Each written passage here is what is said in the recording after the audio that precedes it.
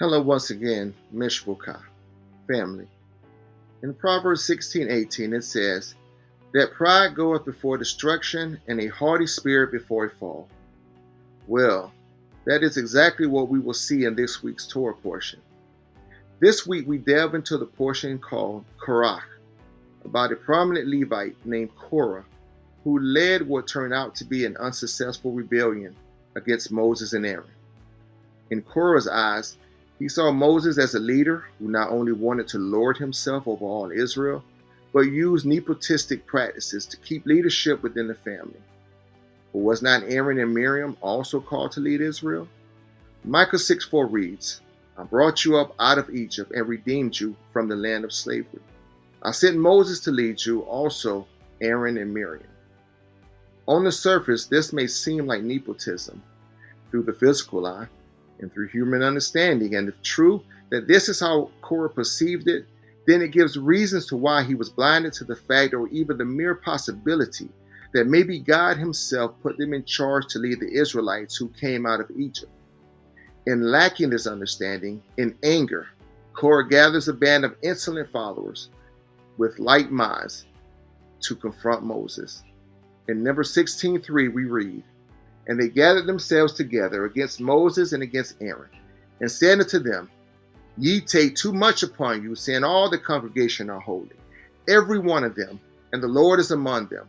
Wherefore then lift ye up yourselves above the congregation of the Lord? In hindsight, there are a couple things to keep in mind here before moving forward. We have to keep in mind that Korah was right in these regards. All of Israel was kadosh, meaning they were holy and set apart. For scripture says, For thou art an holy kadosh people unto the Lord thy God. The Lord thy God hath chosen thee to be a special people unto himself above all people that are upon the face of the earth. Deuteronomy 7:6. So again, yes, he was right. And he was also right about how the Lord was among them all as he had been since the day they left Egypt, as a congregational unit, being that Israel was God's elect and set apart for him.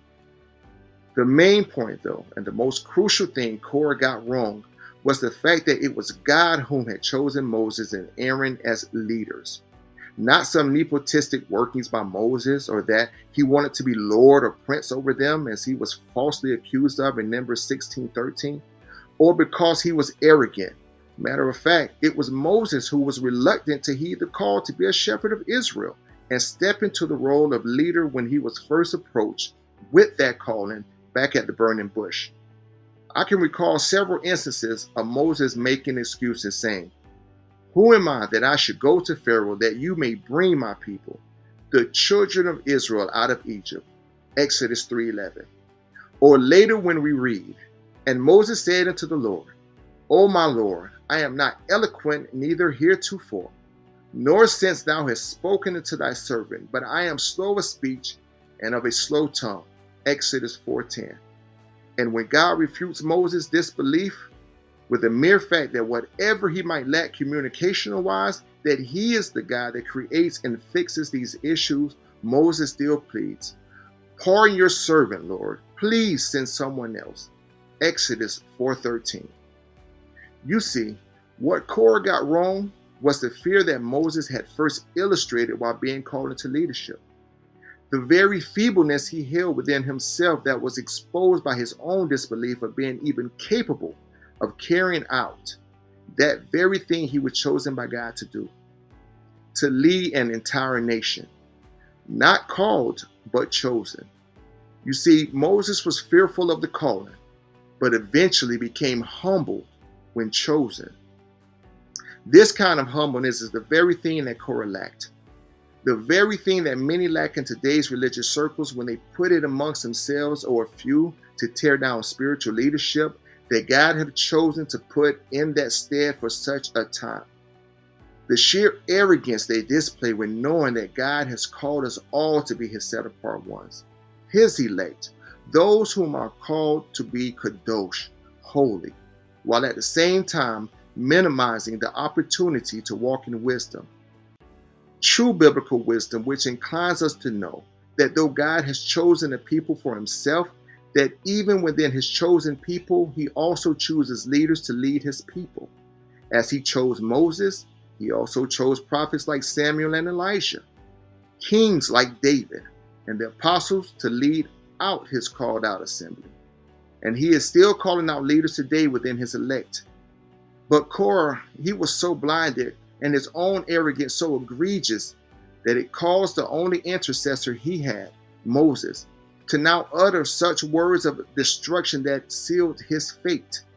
And Moses said, "Hereby ye shall know that the Lord has sent me to do all these things, for I have not done them of my own mind. If these men die in the common death of all men, or if they be visited after the visitation of all men, then the Lord hath not sent me. But if the Lord make a new thing, and the earth open up her mouth and swallow them up, with all that appertaineth to them, and they go down quick into the pit, then ye shall understand that these men have provoked the Lord." Numbers 16:28-30. Soon after speaking these words, scripture says, "And the earth opened her mouth and swallowed them up, and their houses, and all the men that appertained to Korah, and all their goods. They and all that appertained to them went down alive into the pit. And the earth closed upon them, and they perished from among the congregation." Numbers 16:32-33. So that day, Korah and the rest of the insurrectionists with him were wiped away from the face of the earth. And not only did God make known to all Israel that he alone chose Moses, he also let it be known what line his chosen priesthood would run through when he had all the leaders of the tribes to bring their rods with their names on them to the tabernacle. Aaron also brought his rod with his name on it as the Lord commanded. "And it shall come to pass that the man's rod whom I shall choose shall blossom." Numbers 17:15. And it was Aaron's rod that blossomed, solidifying his chosen role as not only the high priest of Israel, but that the priesthood will continue through his lineage. In conclusion, the story of Korah's rebellion gives us valuable insight. It teaches that though we have been counted as his set-apart congregation, that he also chooses spiritual leaders and leaderships that we are to submit to, not for our own purpose, for scripture says we are called according to his purpose. So with this understanding, we do good by avoiding conflict with our spiritual leaders. It also teaches spiritual leaders to rely on God alone to fight for them, as it was him who called them, for he will fulfill the work he started in them. Being confident of this very thing, that he which hath begun a good work in you will perform it until the day of Jesus Christ. Philippians 1:6. Shalom.